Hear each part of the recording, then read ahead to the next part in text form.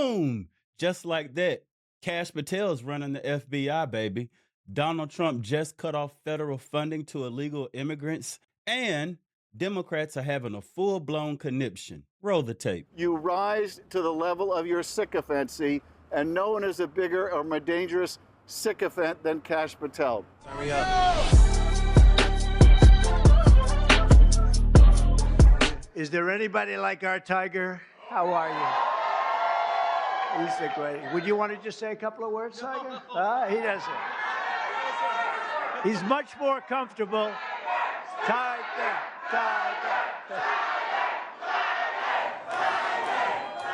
Hey, it's an honor to be here. It's an honor to be here with you, Mr. President, and to be honored here with all of you. Thank you so much.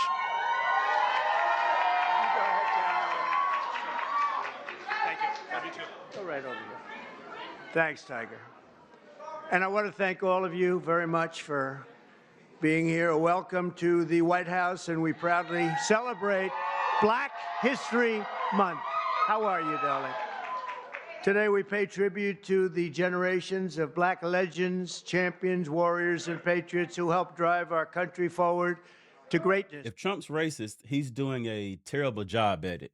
Here he is, chilling with Tiger Woods at the White House for Black History Month. Meanwhile, the media continues to push this Trump is racist lie while ignoring the fact that he was honored alongside Rosa Parks and Muhammad Ali. You never heard anything about Donald Trump being racist until he ran for president and won.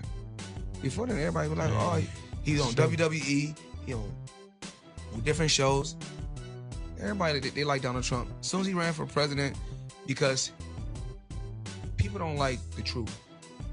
I think personally, Donald's a friend of mine. I just think he says it wrong. I think if he can reword some of the things he says and put it in business form, it'll really make sense. But Donald's like a straight up guy. Like if he sees your shirt tucked out, he won't bleach his eye. He'll be like, tuck your fucking shirt in. Rather than some guys like to wear their shirts out, but I think he should tuck it in. Like he's a straightforward guy. You have those people in that's hiding in the shadows, that's pretending they're not going to vote for Donald, and when they go to the polls, they're going to vote for him because they don't want to say that, hey, I voted for Donald Trump and get blasted like I've been getting blasted because I know Donald.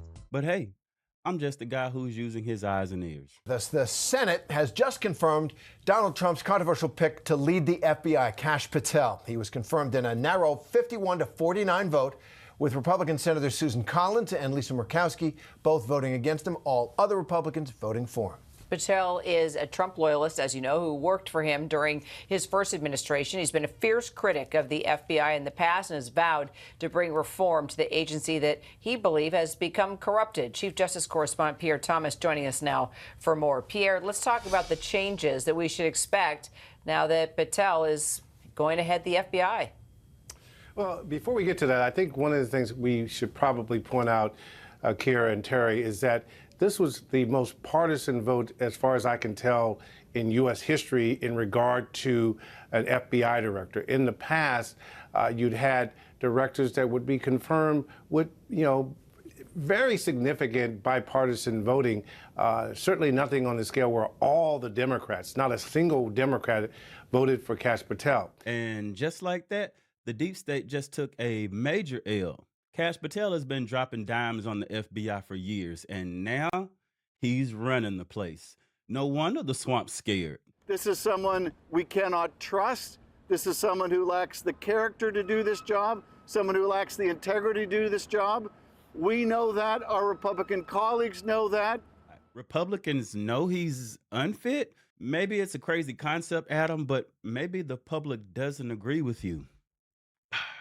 The Democrats are still functioning in the same as they were before. They somehow think they're morally superior, or they have some type of special insight or telepathy that none of the rest of the world has.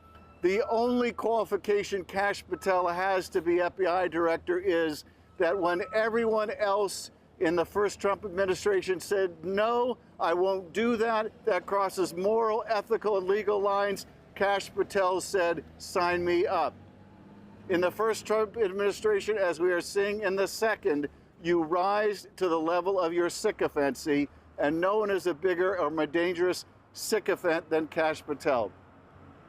This political hack does not deserve to be in this building. He can't do the job. He won't protect the public. He will misuse the resources of the Bureau. He will weaponize it against the president's political opponents rather than protecting the safety, the public safety of the American people. Adam Schiff is having a full-blown meltdown, and it's glorious. Why? Because he knows what's coming down the road. It's called accountability died. Accountability, baby. It's time to cross those T's and dot those I's. The Democrats loved the FBI when they were raiding Donald Trump's home, but now it's suddenly a threat to democracy? Make it make sense. In terms of what we can expect at the FBI, I think you can expect this director to pay particular attention to the administration's position on fighting illegal immigration. The FBI has already been deployed to help out in that regard. I think you will see Patel echo that focus. Clearly, the other thing that has happened is that under Chris Wray, the previous leadership under Chris Wray has already been moved out of the FBI. We can expect Patel to look for more people that he might believe were part of what members of the Trump administration believe was the weaponization of the FBI. Oh, no. Oh, shoot. You mean to tell me the FBI is actually focusing on actual crimes instead of harassing conservatives? What a tragedy. My heart is broken. They keep saying the Trump administration believes the FBI was weaponized. Nah. But we saw it with our own eyes. Come on. Those are things we have to look for. But the other thing is we just don't know how this will play out because that job and that particular agency has responsibility for protecting the country against terrorism, espionage, and all manner of other things that will be front and center when he takes a job, and that will impact how all this unfolds. Wait, didn't the Democrats actually say and agree that the Pentagon was too bloated? But now that Trump's actually making those cuts, there's a concern and a problem? Or it's cool when they do it, it's a problem when I do it? Come on, pick a side, people, any side. My notes tell me that there are about 950,000 civilian employees with the Department of Defense. A budget last year, about $840 billion. There probably is some room for efficiency there. But these probationary notices and the idea that significant firings could occur as soon as this week, how does that land with you? What are the implications of that? Well, I don't think, as you say, it's a huge surprise to anybody. I can tell you there's plenty of four-star generals and admirals in the force who also think there's room for budget cuts. It's a lot of money. And nobody, I think, is opposing what they believe, and everyone has an opinion. Of course, they're sensible budget cuts. But there's something else going on here in Washington, and that's Congress. Because the way the Pentagon budget is designed, these weapons programs are these weapons are manufactured in any number of states across the country. And why is that? So you have senators and congressmen who have jobs in their districts that they want to protect, and they typically do not take kindly to massive budget cuts. This is why our taxes are so high. So the bureaucrats can party in Vegas, huh? Listen to some of the things they spent the money on. For example, $393,000 to rent out a Major League Baseball stadium, $86,000 on Caesars Palace hotel rooms, Vegas, and $60,000 on swimming pool passes. Former Education Secretary Betsy DeVos joins me now. Madam Secretary, did you know anything about spending of this kind when you were Education Secretary? Well, absolutely not, Stuart. And it's just another example of why the Federal Department of Education should not exist. When school union bosses kept schools shut down for months on end and extracted $190 billion from Congress for learning loss, and instead we see it going to activities and things like you have just pointed out, there is zero result, zero accountability. And the accountability we see is children's achievement levels continuing to decline. $390,000 for a baseball stadium. Meanwhile, our schools can't afford basic supplies throughout the year. So the parents, us parents, we end up having to send supplies annually, biannually, and you can expect at some point the teachers will send out a request asking parents to donate more supplies throughout the year. And they want more of your money? Shut it down. How about this? President Trump signing an executive order ending all federal taxpayer benefits for illegal immigrants. Trump just ended the illegal immigration gravy train. No more free food stamps, no more Medicaid, no more free Obamacare handouts. Done. Finito. And now the nonprofits that relied on our tax dollars, they're panicking. Lucas Tomlinson is live in Washington with more. Hey, Lucas. Well, good morning, Ainsley. Good morning, guys. Some eye-opening numbers for you this morning. President Trump's executive order bars illegal aliens from receiving federally funded benefits to the total of $177 billion. And here's a little breakdown for you. It includes $59 billion for Obamacare premium tax credits, $43 billion for the earned income tax credit and the child tax credit, $40 billion for Medicaid and Children's Health Insurance Program, $15 billion for food stamps, $13 billion for children nutrition programs, and $4 billion for the supplemental security income. A lot of acronyms for you this morning. The Federation for American Immigration Reform estimates that federal expenditures on illegal aliens in 2023 total nearly $66.5 billion.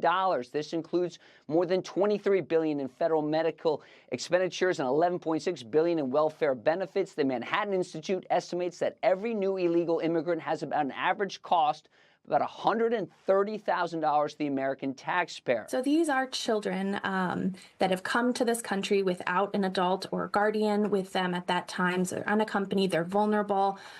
They range in age from itty bitty babies to teenagers. We've gone to court with children as young as 10 months old, particularly during the family separation crisis. They are initially within the federal custodial system. They are alone in there. And have rights that should be honored, but need advice and information about making sure that they make use of those rights and they are receiving those. And then they are going to court, which is an adversarial system.